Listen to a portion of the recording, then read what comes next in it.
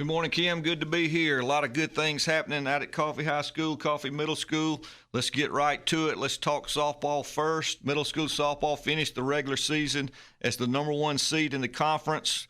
They will host Valdosta tomorrow at 4 o'clock out at CMS in the semifinals of the conference tournament. If they win Tuesday, they'll play for the conference championship on Thursday.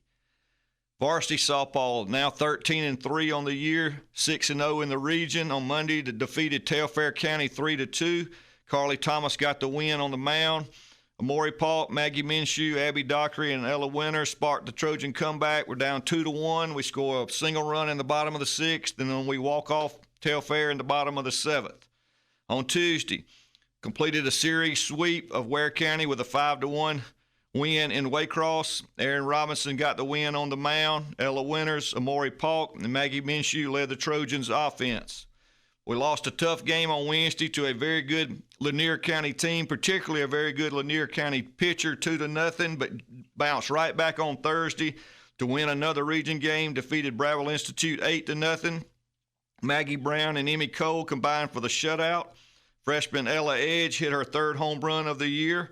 Hannah Hutchison's double and Emmy Cole's pinch hit single also led the Trojans at the plate. So a good week for softball. Good things coming up. Football, middle school, 7th grade, went to Tifton and won 26-6.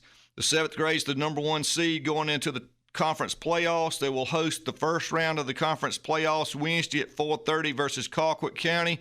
We're going to play that at Jardine Stadium. So come out and watch the future Trojans 7th grade team. Semifinals of the conference playoffs, 4:30 at Jardine Stadium on Wednesday. 8th grade Trojans lost a tough battle to Tift 6-0. They will play Tift again in the first round of the conference playoffs Thursday in Tifton, 4:30. 9th grade picked up another big win, undefeated on the season, 34-22 at Valdosta. Varsity football defeated Richmond Hill 21-0. Fred Brown, 29 carries, 219 yards, and 2 touchdowns. Going into this week, Fred was the number 2 rusher in all of 5A, and he may have taken over the top spot with that 219-yard performance, but Fred's having a really good year. Trey Ross, 120 yards passing, 28 yards rushing at the quarterback position. Pat McCall, big day, 40 yards rushing and a touchdown and 5 catches for 66 yards. Tyrese Hansley added 59 rushing yards for the Trojans. Jonas Saylor, 3 for 3 for extra points. Defensively, another shutout. Limited Richmond Hill to 62 yards of total offense. Yeah, you heard that right, 62 yards.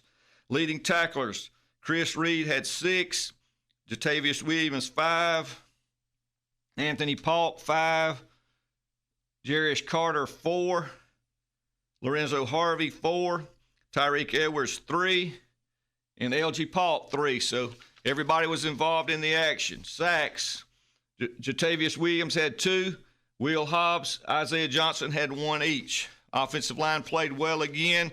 We're able to run the football. Things are going good. Got an open week, and we go into that open week ranked number 1 in 5A in the state.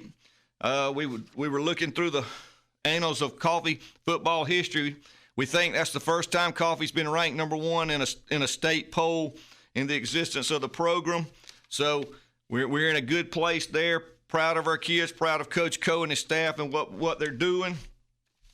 Take a open week this week, and then we start region play. Everything starts to count for real against Bradwell again a week from Friday at home. All right, let's talk about this week's stuff. I've mentioned some of it, but I may mention again. I just want everybody to know what's out there and what opportunities there are for you to come and support our kids. All right, first of all, softball tonight. Varsity only versus Bacon County. This is a promotion called All for Alex Teal night. Alex Teal was diagnosed with ovarian cancer her senior year in high school and went on to play for Mississippi State before losing the battle to cancer in 2018. There was a foundation formed to support the cure and awareness of ovarian cancer, and this is something that Coach Kylie Bass feels very strong about.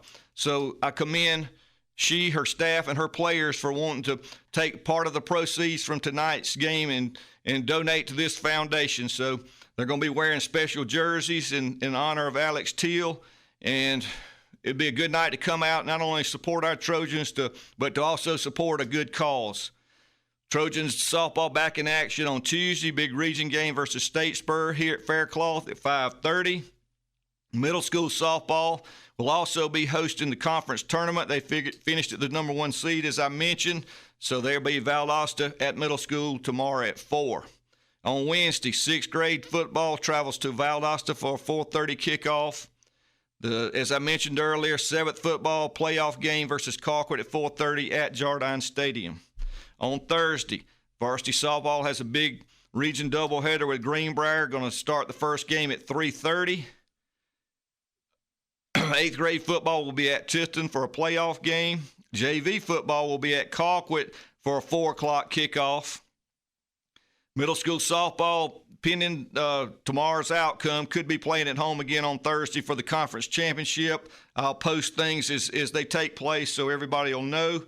At 9th grade football, home versus Colquitt at 4 at Jardine Stadium. Cross country, you heard nothing from me this week because they didn't run last week, but they'll be back in action this Saturday at ABAC, 8 a.m. Saturday morning. That's high school and middle school.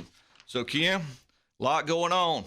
We got the number 1 ranked team in the state in football. We've got a softball team leading the region right now, undefeated.